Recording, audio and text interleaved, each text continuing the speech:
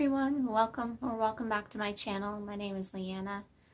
In my last Get Ready With Me, I mentioned that I was going to do a video all about my different health issues, and I thought that today would be the day because I don't have the best lighting to do a makeup video. The sun has decided to disappear. It keeps going in and out, and I have my overhead light on because it's kind of dark in here. So yeah, I thought that we could just discuss health issues instead, which is so fun, isn't it? It's so fun. If that's not your kind of video that you're interested in, then you can obviously just skip this one and move on to something else. I don't know how long this is going to be. I haven't prepared anything. I know myself, so obviously I don't need to write notes. Anyway, let's just get into it. I was always a very sick child. I mentioned this in my Get Ready With Me that I was sick all the time. It's normal for kids to be sick. It's not normal for kids to be as sick as I was. I was getting sick constantly, and I was sick for longer than it's normal to be sick. The severity of which that I was sick was also a little concerning. And I was getting injured very easily and repeatedly. And eventually, when I was 9 years old, I broke my ankle. But I didn't know that it was broken right away. It was a growth plate fracture. And when you're a child, the growth plate doesn't show up on imaging. So I had an x-ray, and it showed up that it was fine, which, okay, so they didn't put it in a cast, and I was just hobbling around on crutches with my foot in a wrap, like a tensor bandage instead. And after about 6 weeks, I noticed that it was still hurting, and I went back to the doctors. I said, it's getting worse. It's getting worse instead of better. I feel like the pain is spreading. What's going on? And it wasn't until about June, a few months after the initial break, that they told me that I had reflex sympathetic dystrophy, also known as RSD. They no longer call it that. Now it's typically known as complex regional pain syndrome. And they told me that it's not going to go away as easily as a broken bone would. But, I'm 9 years old. I don't really know what they mean by that. I figure, okay, maybe it's just going to take another 6 weeks. No. The pain was spreading pretty quickly, and it wasn't normal pain. I was having burning pain. I couldn't keep my foot underneath the covers at night. So I had to remove my sock from that foot and have it out from underneath the covers, which looked a little funny, I imagine, but I couldn't tolerate having a sock on my foot, couldn't tolerate having the covers on my foot. It was that bad, and my foot was turning like purple and red with white spots on it. It was swelling, it was sweating, it was doing all kinds of insane things because there was something wrong with my nervous system, my sympathetic nervous system. And that's how it responded. Basically, just some sort of switch got turned on or off, whatever you want to imagine it doing. And everything was just going haywire.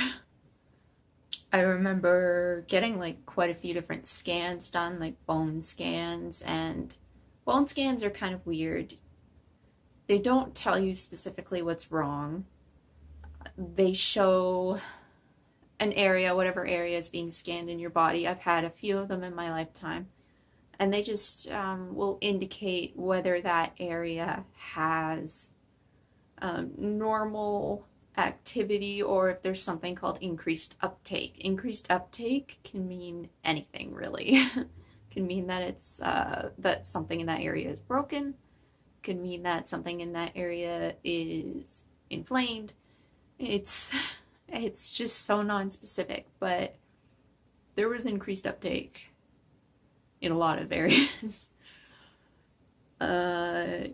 So when I was feeling the pain spreading to both legs turning purple and blotchy and swelling and what have you, there was a lot of stuff going wrong. And I was missing a lot of school. I was just a kid. I was 9 turning 10. When I turned 10, I was moving to a different school, which was unfortunate because I'd known everybody at my other school for so long. So you have all of this going on, plus you're moving to a new school with new kids. And I was the weird kid because I was on crutches and missing a lot of school. Everybody's like, well, what's wrong with you?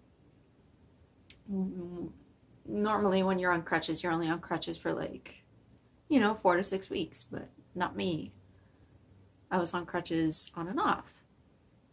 And so every time I would be on crutches, you'd have at least one person asking, like, why are you on crutches again? And there was a lot of like homeschooling and, it's tough when you're a kid. I did start seeing pain doctors pretty early on. I can't remember. I was probably only just 10 years old when I started seeing pain doctors. The first one was not the best. Obviously, I'm not naming any names throughout here. That would be just wrong. But yeah, the first pain doctor I saw, she was the first one to give me an epidural or a lumbar sympathetic block, as they're more commonly known when you're getting them for pain. And she didn't do it properly. That's a really delicate area to not be doing the injection properly because it's in your spine. I just remember it was very, very painful, not just while it was happening, but afterwards. And I don't know what could have gone wrong, to be honest. I don't really know. Needless to say, I did not let her do it again. And I ended up seeing a different doctor outside of the city.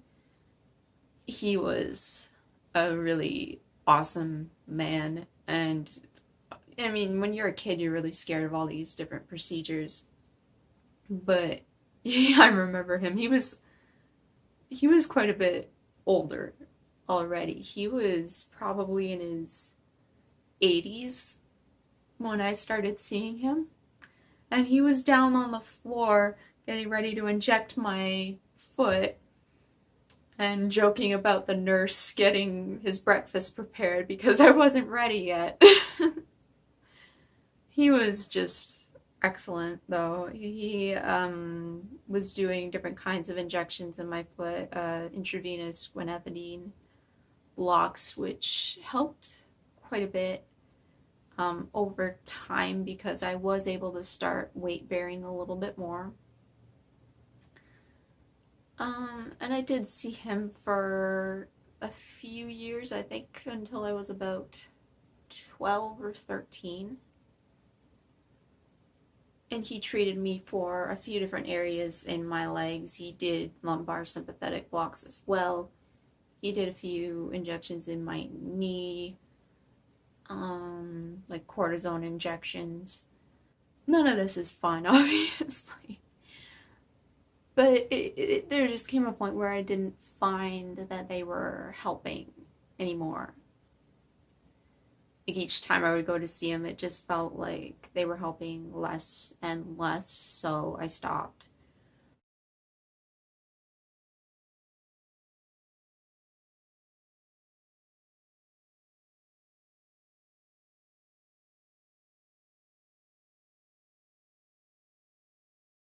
I don't know, and then I got to a point when I was in my teens and things kind of slowed down a bit and got a bit better.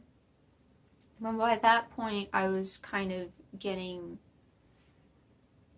I still had the leg pain, which wasn't as severe. I hadn't been on crutches for about a year.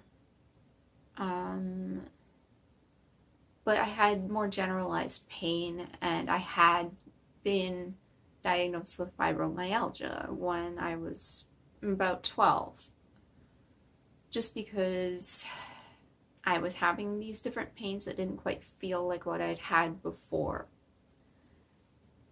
And so I think that has kind of continued on, maybe not so much the CRPS slash RSD.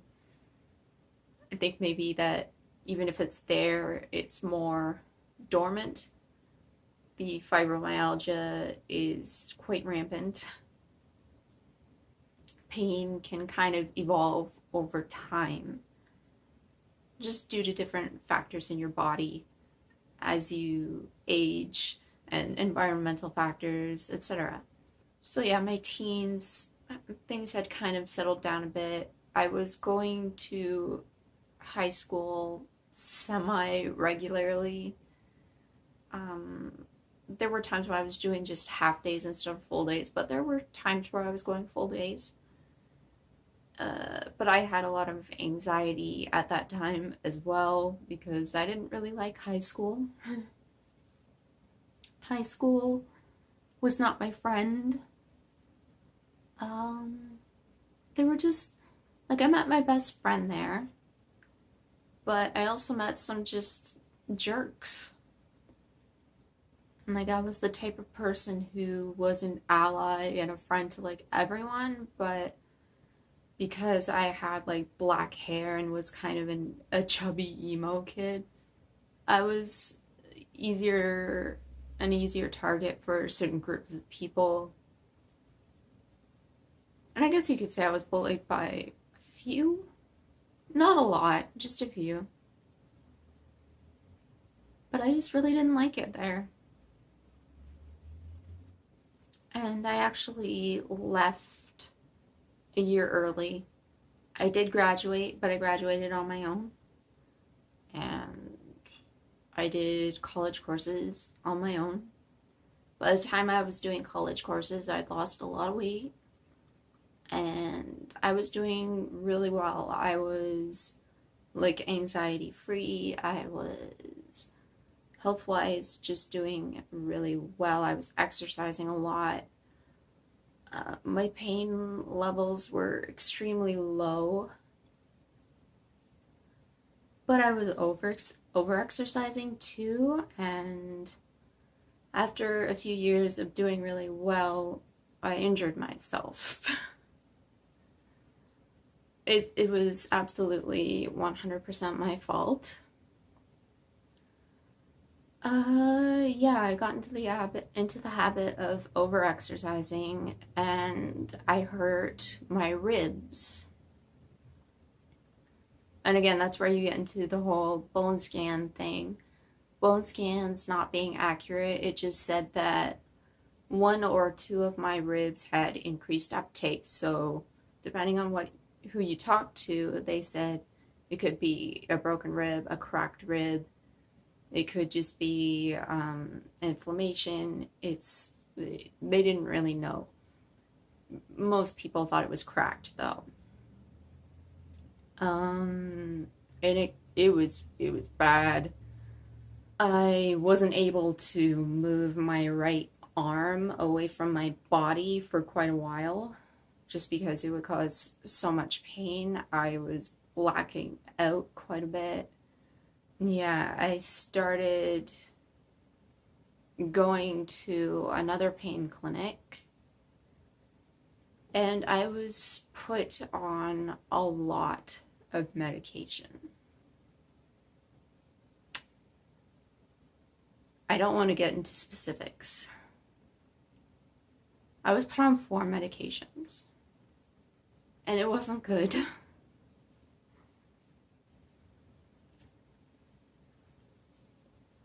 These were just like 4 separate pain medications.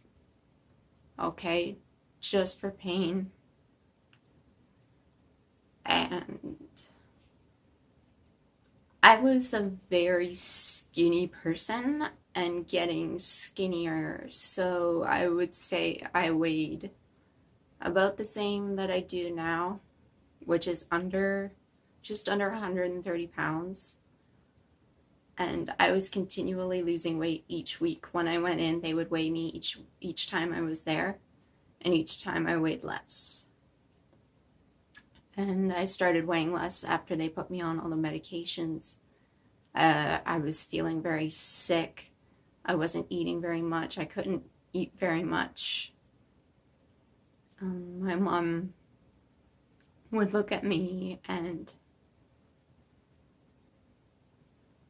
she said that my skin was gray.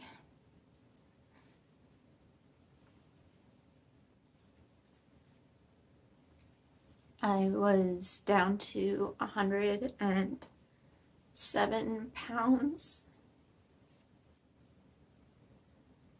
because they didn't know what to do with me there. So they just kept putting me on more medication, more medication, more medication. The guy who I started seeing there was initially very, very, very interested in me. And he would try treatments once. Just once. Move on to the next thing. Try it once. Wouldn't give it a chance. And then he would turn to these heavy-duty medications. And just keep piling them up. And then sent me to one of his colleagues who worked at the same clinic, and she put me on even more. So yeah, I ended up on 4 medications. And then they discharged me thinking I was stable, which I wasn't. And of course my family doctor, he kept prescribing them because those were his orders, just to keep me stable. Again, I wasn't. I was still in a lot of pain. These medications weren't actually doing much. They helped a little bit, but not what I needed. So I was on these medications for probably about 2 years, like not all of them, because they built them up gradually in my system. And my family doctor retired, and then I got a new one, and the new one looked at me and looked at my medication list and went, "Why are you on so many medications? Why are you on these? Like, I don't feel comfortable prescribing this to you." And it's like, well, I don't really blame her. And so when she refused to prescribe them, I had to look at getting off of them, which, like obviously I was scared because I didn't know what was going to happen, but also I didn't have anybody to help me get off of them, so I had to call the pain clinic who put me on them in the first place. And that's when I found out that they had discharged me. You're supposed to be in their system for at least a year before an actual discharge happens. I was already out of the system, and they wouldn't take me back. And by the sounds of it, they had issues with overprescribing. So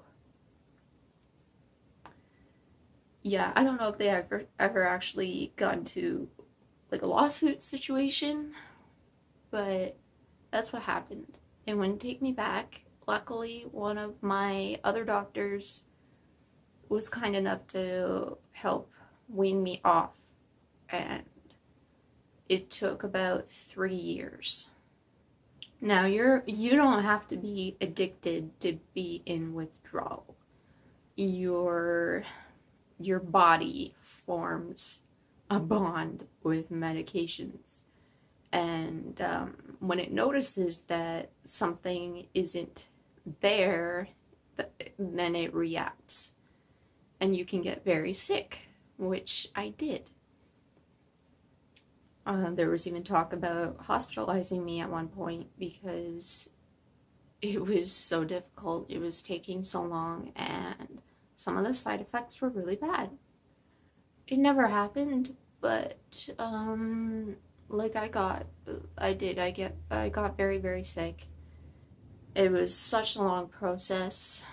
I'm off all of those 4 medications now. It was one of those things where it's like you start one and then the other and then the other and then the other, but once you get towards the end, then my doctor had to switch me over to something else and then something else. So I'm technically still on something, it's just not one of those. And it's something a lot safer. But my body has been through a lot, especially with what I talked about last year. Last year I got very, very sick. Like, I was having heart problems. I couldn't physically move without feeling like I was going to fall over. I was having a lot of dizziness, which I still get. And through all of this, I still have pain. So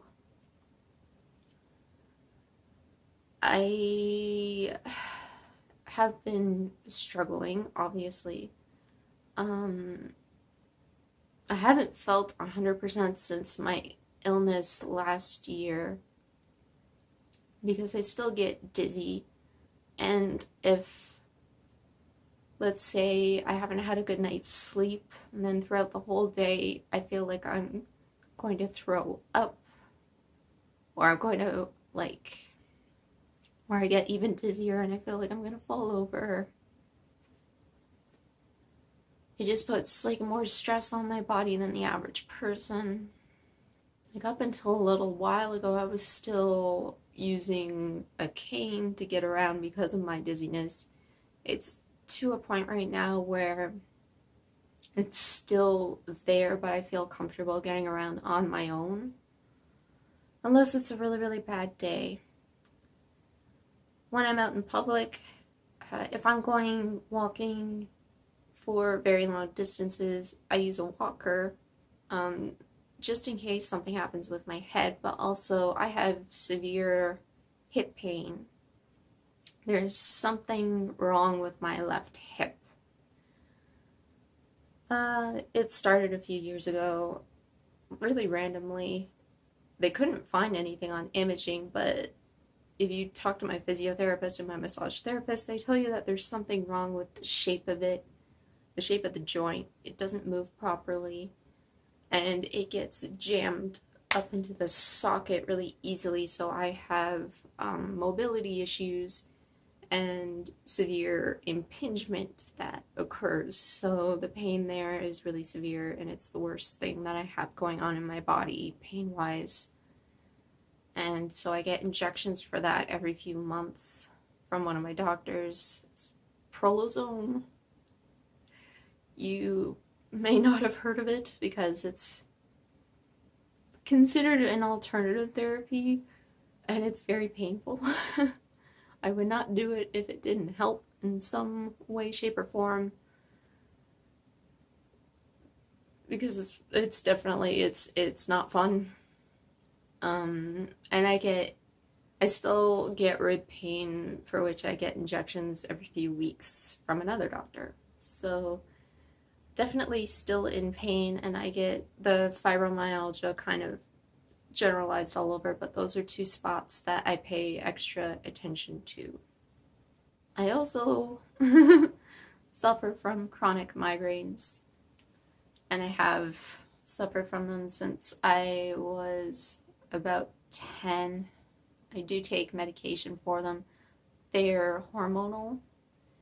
So I'm one of the few people who, instead of staying away from birth control because they trigger migraines, these ones actually help control my migraines. And I also have like an emergency medication for them, and of course barometric pressure interferes with my pain a lot. Not just the head pain, but everywhere.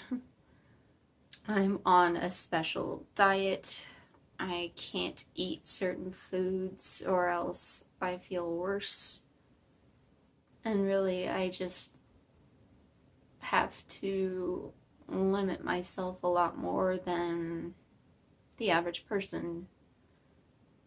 So, yeah, I mean, a day out for me is going to be pretty simple. I can't go out for that long without suffering consequences. I try to build up my stamina. I do engage in physiotherapy. I do have exercises that I do every single day. If I can do them that day, I mean, if I can't, then, you know, maybe I'll just stretch or whatever, but I do my best, basically. But hopefully that gives you some idea of what's going on. And when I say that I'm not doing well, it's probably, you know, I'm in pain, but I also feel sick in some way or another. It's not just pain. I do get symptomatically quite ill. Think of it if you have the flu and your whole body just feels off, like you feel like you can't move properly. Your body feels extremely weak. Your stomach feels sick. Your head feels dizzy. I get that a lot. So, yeah, that's what's wrong with me. And there's no saying that some of this won't get better. Especially recovering from getting off of that many medications, it can take a lot of time, and some of the effects may be permanent, but hopefully it'll just be a lot of time for my body to heal. Pain, I mean, hopefully just gets better over time as well. Definitely my ribs have. The hip is one of those things where if it's a joint problem, hopefully it just doesn't get any worse. And if I can do things to keep it somewhat stable, then obviously I just keep doing that. Yeah, so that is it. I hope that this helps any of you out there who are struggling with your own problems, because I know that a lot of you are. There are so many people out there who have chronic pain, chronic illnesses of some kind in one shape or form, you know. That's why there are so many pain clinics popping up and why you can't get in, because they're busy. Our city in particular, it's actually incredibly difficult to get into a pain clinic, and it's not good. The pain clinic that I go to is hopefully getting new doctors. We are in need of more pain doctors in the city, and I'm sure it's like that in other cities as well. It's, it's hard to end a video like this. Like, what do you just say? Sorry for being a downer. I wanted to address this once so that it's like out there in the YouTube void, and I never really have to go in depth about it again. It's just there. If people want to know, it's there. So that's all I really have to say on the matter. Of course, if you have questions, you can ask them down below, and I can try and answer them to the best of my ability. And that's it for today. I do post Mondays and Fridays here on this channel, usually in the afternoon Eastern time. Sorry if this wasn't a fun one, but I promise there will be lots of fun videos coming. So I'll see you next time, guys. Bye-bye.